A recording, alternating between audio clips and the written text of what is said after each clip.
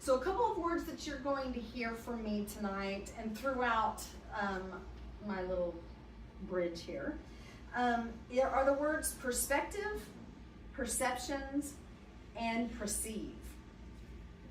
These words are similar, but they all have different meaning. So what do you think the word perspective means? Group participation works well. Perspective. Does anybody really know what that means? Perspective is the way that you personally view reality. It's your reality. How Based someone on your sees own. something. Yeah. Yes. Their perspective, your perspective. It is We all have a perspective. Yes, everybody has a perspective. It's an individual person's point of view, a particular attitude towards something based on life experiences and events. Okay, so what does the word perception mean? What we observe, what we feel. Okay, good. I love that. Okay, so perceptions are a way of regarding and understanding or interpreting based on our senses. Like he said, the way we feel. Our perceptions are influenced by our past experiences, beliefs, and emotions. So each person has their own perceptions, which can lead to different interpretations of the same thing. So if a plate were to drop into my kitchen and make a loud banging sound, some of you may say, oh wow, that was really loud. And others may duck and cover. Based on their life experiences, they are interpreting that sound differently. I'm sorry. It will be brighter in here if this closes. Christian, can you please close that one too? Okay. So, how about perceive? What does the word perceive mean? Sense. Okay. How you sense something. So perceive is to interpret or look at something or someone in a particular way, the way we regard that person or thing. Okay, by the way, we have a spiritual glossary on our website that has all these words and everything I'm going to talk about today in it, so if you want to refer back to it later. Our reality reflects our perceptions and our perspective. Whatever your point of view is, that is your reality, like Christy said. The way you understand or interpret things is reflected in your reality. How many people here are the same person they were 10 years ago? How about 5 years ago? We change, we grow, and we hope we grow, right? So what is forgiveness? Anybody? You take a stab at it? Letting go of the past, something that did something to you. I love that, exactly. So forgiveness is the process of releasing negative feelings, fears, old beliefs, anger, and resentment towards someone you perceive has wronged you or self-perceived wrongs. Forgiveness is letting go of the negative emotions and judgments. It is also about recognizing that the other person is not the enemy, but is also God's child and is our brothers and sisters because God created all of us. Now, everything has energy. So this is my fun little experiment. Back in cover. Dun-dun-dun. Gotta have a little bit of warm water, so hopefully it doesn't take very long for the warm water to come out.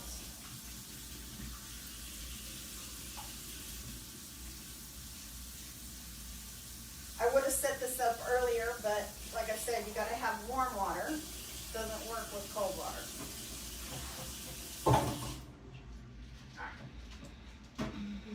You want a chair? No, I'm gonna put right here.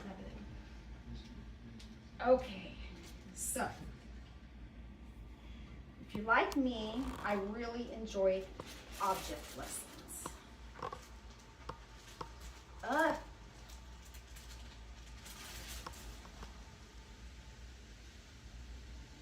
hopefully I did it right. Okay. Yeah, I'm gonna hide behind Savior. Yeah. Yes, you noticed that. Yeah, it's like, oh gosh. It's not gonna hurt anybody. I promise. We did this once beforehand. So you can see how it is building all this gas inside of it, right? Yeah. Stuff when you pop.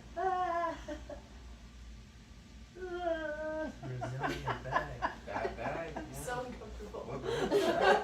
These were actually the cheapest brand. They're like the Hill Country Fair brand. I feel like this is what I look like after I eat too much. That. I feel like that. Oh my god, it's gonna pop. Oh my god, oh my god, oh my god, oh my god.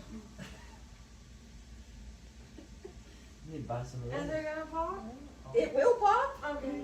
Maybe. Sounds like it's cold. There's a couple of holes where the air is. Might be escaping. Oh my god.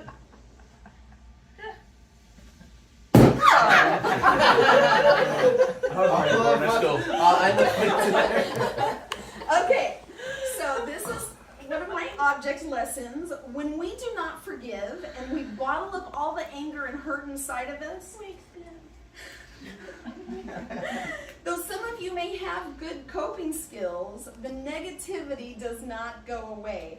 Rather, it builds up and grows, and we have repercussions on our personal well-being and health, as shown in this explosive experiment. What was the product inside that made it expand? Baking soda and vinegar. Okay. And water, warm water. Okay. It's still bubbling. So, we don't want all that gunk to build up inside of us. Coping skills are wonderful to help us get us through a situation and get us to the other side.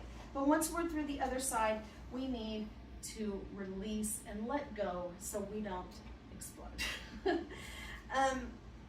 Have you forgiven yourself for any self-perceived shortcomings? Are you holding on to resentment, hurt, or anger towards someone else? Some of you may think the things of ego, like anger, resentment, hate, jealousy, are sinful. However, sin is self-perceived by ego's perception of keeping us thinking that we are separate from God, our Creator. In these instances, we can use the atonement. The atonement is a correction that undoes a mistake or perceived wrong. When we use the atonement and let go, release and forgive, a holy instant can occur. Does anyone know what a holy instant is? No takers on it? Divine message. I don't know.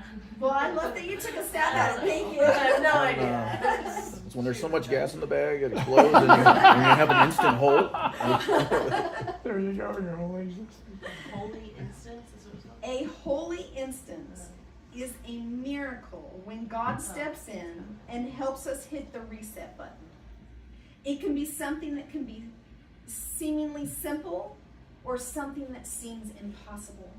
It doesn't matter the perceived size of the issue or situation. It's still a holy instant miracle. A change occurs in an instant. A holy instant can happen in many different situations and ways. Today, I will share 2 examples with you of holy instances. One from an argument with somebody, and another about stopping a harmful, hurtful pattern. Okay, so when I'm preparing to teach something, I'm always given an experience so that I can learn it and then apply it to my life, right? So of course this week, my husband and I had a blow-up fight. Now, I'm not one to fight. Maybe in my younger years when I was a fiery little redhead and I had a bit of a temper. But now that I'm graying, I have really mellowed out. And my husband and I don't really fight. But during the fight, my husband and I were trying to talk it out. And it seems like we weren't getting anywhere. And then bam, it would just get worse out of nowhere. And we we just couldn't align our thinking and our perspectives. I decided to step away, and I went and hid in the closet, and I asked God for help. In an instant, I received inspiration and knowing of what the underlying issue was for our argument. I went out and talked to my husband, and everything changed. God stepped in, and he aligned my husband and I. He helped us both understand the other person. And after we talked things through, I offered him a reset. Going forward, we would let go of all of our grievances, resentment, anger, and give it all up to God, and not allow the things of the past to affect our relationship. We opened the God box, and we threw lots of stuff in there. And the next morning, we were reset. No more. And that was our holy instant. The second example is not mine, but it's been coming to my mind a lot lately. My cousin was addicted to drugs and alcohol and men. She was a single mother to a teenage boy whose father had passed away. My cousin was so caught up in her addictions that she was not really being a mother. Her son not really believing God and not really having a relationship with Jesus or God in his life. Had no one else to turn to. He said out loud while driving down the road, "Jesus, if you're real, please save my mother." The very next day, my cousin woke up. She had no desire to drink. She had no desire to do drugs and did not experience any withdrawal effects. She was changed in a twinkling of an eye. She and her son had both experienced a holy instant, a reset, a miracle. From that day, she hasn't had a drink, nor has she done any drugs. She and her son now both praise the Lord in all that they do. When our perceptions change and we choose love and forgiveness over fear and judgment, we choose to consciously align with God's guidance, and a holy instant can occur. It's through love, the love of our Creator, the love that He has for us and shares with us, that we can touch the lives of others and truly change. And through interconnectedness, love and forgiveness can help provide a holy instant for others. So, what is interconnectedness? What is it? Synchronicity. Things are connected. Things are in the universe, energetically and physically and metaphorically. I'm gonna stop. I mean, but you're I right. think so. But you're right. That's what I think it is. The meaning of interconnectedness is the inherent connection between all living and non-living things, the fundamental unity of oneness of all things. We have all experienced thinking of somebody, and bam, they send us a text message or call us. Or we start thinking about somebody and we call them and they're like, "Hey, I was just thinking of you." It happens to Dodge and I all the time. It happens to Christy and I all the time. We are connected. Did you know that mushrooms and trees form a network called the Wood Wide Web? The Tree People nonprofit organization says the fungi form connections with roots of trees and other plants, which allow trees and plants to communicate with each other, sharing nutrients and warning each other of potential threats, such as insect attacks and disease. These communications are vital for maintaining the health of the ecosystem in the forest. Matter of fact, they did a study where they put radioactive carbon on one tree and later found that the tree had transferred this carbon to neighboring trees through the fungal network of the Wood Wide Web. This is so marvelous, and the research that's being done is helping humans understand our interconnectedness. We humans may not be connected by fungus, but we are connected through God and the Holy Spirit. So, why do you think knowing and understanding interconnectedness is important? You can align with your higher self. Helps your perspective. Well, I like that too. It does help. So, everything that we do, everything that we say, every decision that we make, everything that we buy does not just affect you.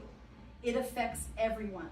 What you choose to purchase, eat, drink, say, do affects businesses, people, friends, hospitals, and more. There's nothing that you can do that won't affect somebody else. So there is energy in everything. The golden rule of treating others as you would like to be treated is yet another example of interconnectedness. If you are in a bad mood or snappy with others, it spreads like wildfire. Just the same as showing love and kindness can uplift all those around you. You ever walked into a room where somebody's really grumpy and you just automatically like, ugh, yuck, right? And then all of a sudden you're in a bad mood. But the same thing happens when you're in a good mood and when you're showing love and kindness. You can uplift all those around you even if they are in the dumps. And honestly, my son Hunter is one of the best examples to me in my life about that, is because he is the happiest person most of the time. And he spreads this happiness wherever he goes. And I just admire that and love that about you. Okay, so the golden rule of treating others as you would like to be treated, I just said that, or did I? Interconnectedness, love, and forgiveness go together. As you let go and release the energy of perceived wrongs, it will affect not just your energy, but it will affect the energy of the other party. This is part of the holy instant that you can participate in. The miracle of forgiveness, letting go of who you thought that person was or is, and allowing them to step into a higher, better version of themselves. A Course in Miracle tells us, if you remember the past, as you look upon your brother, you will be unable to perceive the reality that is now. Most of us think it is normal and natural to use the past as a reference point in order to judge somebody now. However, had my cousin not been forgiven by her son and family, she might have fallen back into those past behaviors. And had my husband and I not forgave each other and let go of the past, today might have looked very differently. Some of you have known me for a long time, and I am not the same person I was. And if I was being judged by the past, that would make me very sad. Because I am a better version of me now. And the miracle of forgiveness, letting go of who you thought the person was, and allowing them to step into a higher, better version, also allows you to step into a higher and better version of yourself. Okay, so, however, letting go and completely releasing the past offers freedom from constriction and allows us to live in the present, looking lovingly without judgment and condemnation on the present, and allow yourself and others to experience the present with joy and love. Let go of that past constriction so that your present can be one of love. So this leads me to love. So what is love? What is your definition of love? So we all have different definitions of love. I would like to hear what yours are. Married folks. Married folks. I think that a lot of people do think of that as love because you're married to somebody, right? Well, love is a deliberate choice to serve and care for others and self. Yeah, that's what marriage is choice. It's a choice. Yeah. So the true nature of love is unity and oneness, because we're all interconnected. Love spreads like wildfire. When you show love and kindness to others, it helps them break down the constrictions that might have you building that might be building in both of you. Forgiveness is essential to love. We are told by Jesus to love your neighbor as yourself. But if we're holding on to anger, grievance, hate, fear, jealousy, we're not loving. Matter of fact, we aren't loving ourselves if we're holding on to those things. For how we feel about ourselves is what we end up projecting onto others, those that are around us. Forgiveness is loving someone for who they are and not for who we want them to be. Okay, so this stuff sounds pretty good so far. Forgiveness, letting go of all the crud, living in the present, not judging today from the past, and being and showing love. Okay, you might say, how do I do all that? That sounds hard. Well, this is why we have a God box. Forgiveness is important. And tonight you'll be shown how to use the God box. And I encourage you to use the God box and allow yourself to feel the relief that awaits you on the other side. Okay, so we got this egg with its shell on it. It is not hard-boiled. Please do not try to crack it. Eggs come with a hard shell. If you will take this and pass it around. This egg has lost its hardened shell and is soft. The love of God surrounds us like an egg that is no longer bound by its hard shell. We can't help but come out completely changed when we truly forgive. And those that forgave, ourselves included, are released from the hard bounds of the constricting shell. Please don't poke it. It is not hard-boiled. It is just an egg without its shell, and it is not hard-boiled. Forgiveness sets not only you free, but also the one you held grievances towards. Thank you. God's love can soften even the hardest of shells. All right, so some of you may be asking yourself, why are we talking about forgiveness on a day of new beginnings? Well, when we forgive and let go, it allows us to expand. And being constricted, letting that go, it opens us up to alignment with God and allows us to start new and be renewed. So may each of you experience the forgiveness, the miracle of forgiveness, and feel the relief of releasing all that you've been holding on to and coping with. May you also, in your hours of darkness, receive the miracle of a reset, a holy instant. It is my prayer that you begin to align your perceptions and your perspective with God's will. In this, I know you will find more joy, peace, and love. And through our interconnectedness, you will be uplifted and in turn, you will uplift all those around us. And so it is. And so it is.